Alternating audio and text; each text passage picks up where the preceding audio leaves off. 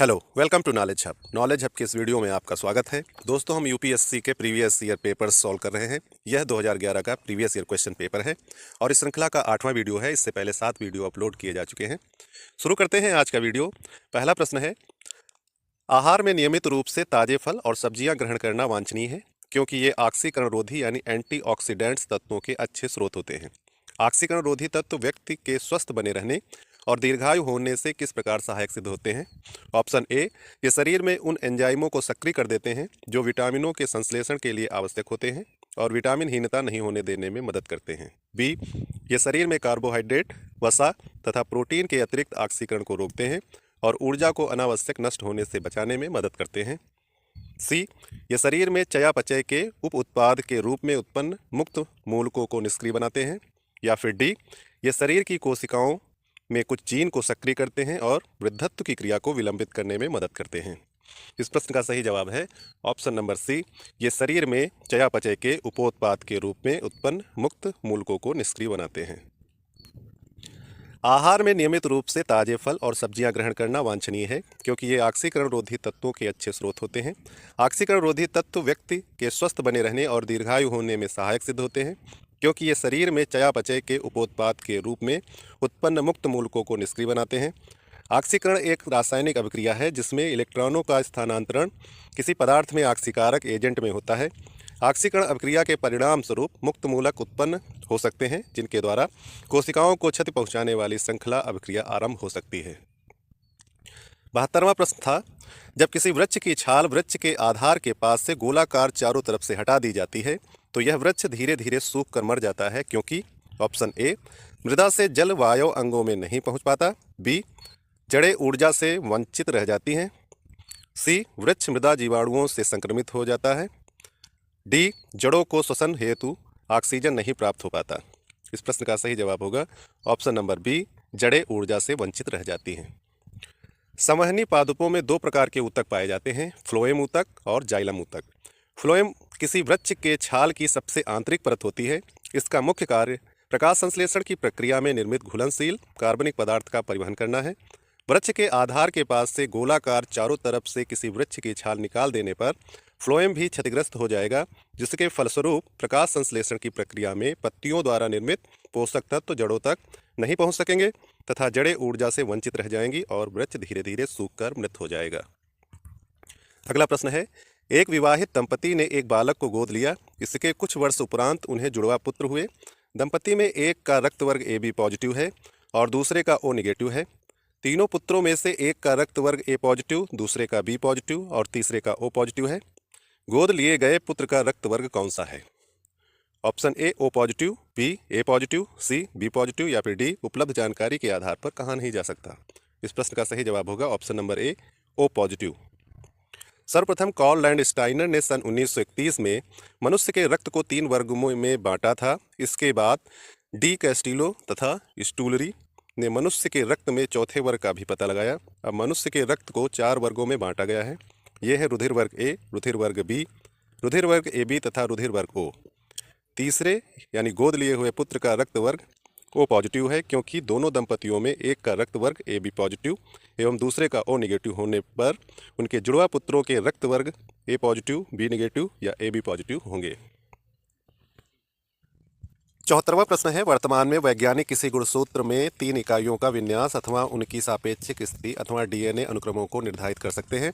यह ज्ञान हमारे लिए किस प्रकार उपयोगी है? 1, उसकी मदद से पशुधन की वंशावली जानी जा सकती है। 2, उसकी मदद से सभी मानव रोगों के कारण ज्ञात हो सकते हैं। 3, उसकी मदद से पशुओं की रोग सह नस्लें विकसित की जा सकती हैं। उपयुक्त में से कौन से कथन सही हैं? ए, केवल 1 और 2, बी, केवल 2, सी, केवल 1 और 3 या फिर डी, 1, 2 और 3। इस प्रश्न का सही जवाब होगा ऑप्शन नंबर सी, केवल 1 और 3। DNA अनुक्रमों की सहायता से पशुओं की वंशावलियों को जानने में मदद मिलती है। इसके अतिरिक्त विभिन्न अनुवांशिक रोगों जैसे अल्जाइमर, म्यूटोनिक डिस्ट्रॉफी, सिस्टिक फाइब्रोसिस तथा जीनों की अक्षमता एवं उनमें उत्पन्न दोषों के चलते होने वाली कई बीमारियों का कारण ज्ञात कर उनका उपचार संभव हो सकता है। अगला प्रश्न है, ब्लूटूथ तथा वाईफाई के बीच क्या अंतर है? ए, ब्लूटूथ 2.4 गीगाहर्ट्ज रेडियो आवृत्ति पट्ट प्रयुक्त करता है, जबकि वाईफाई 2.4 गीगाहर्ट्ज अथवा 5 गीगाहर्ट्ज आवृत्ति पट्ट प्रयुक्त कर सकता है। बी, ब्लूटूथ केवल बेतार स्थानीय क्षेत्रीय जाल WLAN प्रयुक्त करता है, जबकि वाईफाई केवल बेतार विस्तृत क्षेत्रीय जाल WWAN प्रयुक्त करता है। सी, जब ब्लूटूथ प्रौद्योगिकी प्रयोग कर रहे दो उपकरणों के बीच सूचना प्रेषित की जाती है तब दोनों उपकरणों तथा दृष्टिगत स्तर पर पंक्तिबद्ध होना आवश्यक है, किंतु जब वाईफाई प्रौद्योगिकी प्रयोग में लाई जाती है तब दोनों उपकरणों का दृष्टिगत स्तर पर पंक्तिबद्ध होना आवश्यक नहीं है। डी, इस संदर्भ में ए तथा बी दोनों कथन सही हैं। इस प्रश्न का सही जवाब होगा option number A, Bluetooth 2.4 gigahertz radio आवृत्ति पट्ट प्रयुक्त करता है, जबकि वाईफाई 2.4 गीगाहर्ट्ज अथवा 5 गीगाहर्ट्ज आवृत्ति पट्ट प्रयुक्त कर सकता है। ब्लूटूथ 2.402 गीगाहर्ट्ज से 2.480 गीगाहर्ट्ज की रेंज में रेडियो फ्रीक्वेंसी स्पेक्ट्रम का प्रयोग करता है, जबकि वाईफाई IEEE 802.11 स्टैंडर्ड दर आधारित प्रौद्योगिकी है, जिसमें 2.4 गीगाहर्ट्ज, 35 गीगाहर्ट्ज अथवा 5 गीगाहर्ट्ज फ्रीक्वेंसी स्पेक्ट्रम का प्रयोग किया जाता है। अगला प्रश्न है, ऑप्टिकल डिस्क का नया फॉर्मेट जो ब्लू रे डिस्क BD के नाम से जाना जाता है लोकप्रिय हो रहा है। यह परंपरागत DVD से किस प्रकार भिन्न है? एक, DVD मानक परिभाषा वीडियो स्टैंडर्ड डेफिनेशन वीडियो को समर्थित करता है, जबकि BD उच्च परिभाषा वीडियो यानी हाई डेफिनेशन वीडियो को समर्थित करता है। दो, DVD की तुलना में BD फॉर्मेट की भंडारण क्षमता कई गुना अधिक है।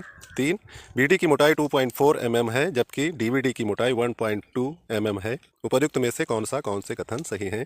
ए, केवल एक, बी, केवल एक और दो, सी, केवल दो और तीन, या फिर डी, एक, दो और तीन। इस प्रश्न का सही जवाब होगा ऑप्शन नंबर बी, केवल एक और दो।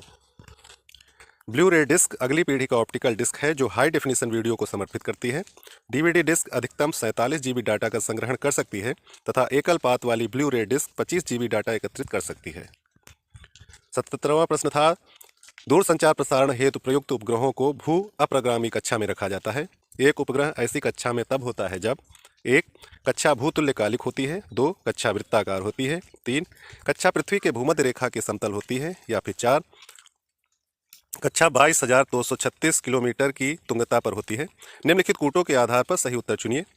ए, केवल एक, दो और तीन, बी, केवल एक, तीन और चार, सी, केवल दो और चार, या फिर डी, एक, दो, तीन और चार। इस प्रश्न का सही जवाब होगा ऑप्शन नंबर ए, यानी केवल एक, दो और तीन। भू अप्रगामी कक्षा भूतुल्यकालिक होती है जो पृथ्वी के भूमध्य रेखा के समतल होती है तथा भूतुल्यकालिक कक्षा वृत्ताकार होती है। अतः कथन एक, दो तथा तीन सही है। 78वां प्रश्न था, सूक्ष्म जैविक ईंधन कोशिकाएं यानी माइक्रोबियल फ्यूल सेल ऊर्जा का धारणीय सस्टेनेबल स्रोत समझी जाती हैं। क्यों?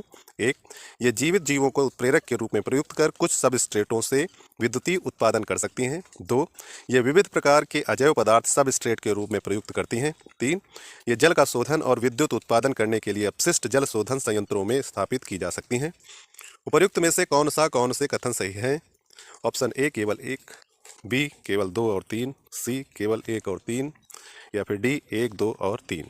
इस प्रश्न का सही जवाब होगा ऑप्शन नंबर सी, केवल एक और तीन। सूक्ष्म जैविक ईंधन यानी माइक्रोबियल फ्यूल सेल जैव परिवर्तनीय सबस्ट्रेट में उपलब्ध रासायनिक ऊर्जा को सीधे विद्युतीय ऊर्जा में परिवर्तित कर देती है। MFC यानी माइक्रोबियल फ्यूल सेल को विद्युत उत्पादन का आकर्षक विकल्प भी माना जाता है, क्योंकि इसमें कार्बनिक पदार्थ जैसे sucrose, glucose, acetate, starch, format, methanol, protein इत्यादि सबस्ट्रेट के रूप में प्रयुक्त होते हैं। साथ ही कुछ अकार्बनिक पदार्थ जैसे सल्फाइड्स का भी सबस्ट्रेट के रूप में प्रयोग होता है। अगला प्रश्न है, अंटार्कटिक क्षेत्र में ओजोन छिद्र का बनना चिंता का विषय है। इस छिद्र के बनने का संभावित कारण क्या है? ए, विशिष्ट क्षोभ मंडलीय विक्षोभ की उपस्थिति तथा क्लोरोफ्लोरोकार्बन का अंतर्वाह। बी, विशिष्ट ध्रुवीय वाताग्र तथा समताप मंडलीय बादलों की उपस्थिति तथा क्लोरोफ्लोरोकार्बन का अंतर्वाह। सी, ध्रुवीय वाताग्र तथा समताप मंडलीय बादलों की अनुपस्थिति तथा मेथेन और क्लोरोफ्लोरोकार्बन का अंतर्वाह, या फिर डी, वैश्विक तापन से ध्रुवीय प्रदेश में हुई तापमान वृद्धि। इस प्रश्न का सही जवाब होगा ऑप्शन नंबर बी, विशिष्ट ध्रुवीय वाताग्र तथा समताप मंडलीय बादलों की उपस्थिति तथा क्लोरोफ्लोरोकार्बन का अंतर्वाह। अंटार्कटिक क्षेत्र में ओजोन छिद्र का बनना चिंता का विषय है। इस छिद्र के बनने का संभावित कारण विशिष्ट ध्रुवीय वाताग्र तथा समताप मंडलीय बादलों की उपस्थिति तथा क्लोरोफ्लोरोकार्बन का अंतर्प्रवाह है। ध्रुवीय समताप मंडलीय बादलों में उपस्थित नाइट्रिकम क्लोरोफ्लोरोकार्बन से अपक्रिया कर क्लोरीन का निर्माण करता है, जो कि ओजोन परत के प्रकाश रासायनिक विनाश के लिए उत्तरदायी थे। आखिरी क्वेश्चन है, समताप मंडल के निचले भाग में जेट विमान बहुत आसानी और निर्विघ्नता के साथ उड़ सकते हैं, इसका उपयुक्त स्पष्टीकरण क्या है? 1. समताप मंडल के निचले भाग में बादल या जलवाष्प नहीं होते। 2. समताप मंडल के निचले भाग में ऊर्ध्वाधर पवन नहीं होती। इस संदर्भ में उपर्युक्त में से कौन से कथन इसका उपयुक्त स्पष्टीकरण है? ए केवल 1, बी केवल 2, सी 1 और 2 दोनों, या फिर डी ना तो 1 और ना ही 2। इस प्रश्न का सही जवाब होगा ऑप्शन नंबर सी 1 और 2 दोनों। समताप मंडल के निचले भाग में जेट विमान बहुत आसानी और निर्विघ्नता के साथ उड़ सकते हैं, क्योंकि इसमें मौसमी घटनाएं जैसे आंधी, बादलों की गरज, बिजली की कड़क, जलवाष्प एवं धूल आदि कुछ नहीं होता है। समताप मंडल 18 से 32 किलोमीटर की ऊंचाई तक है।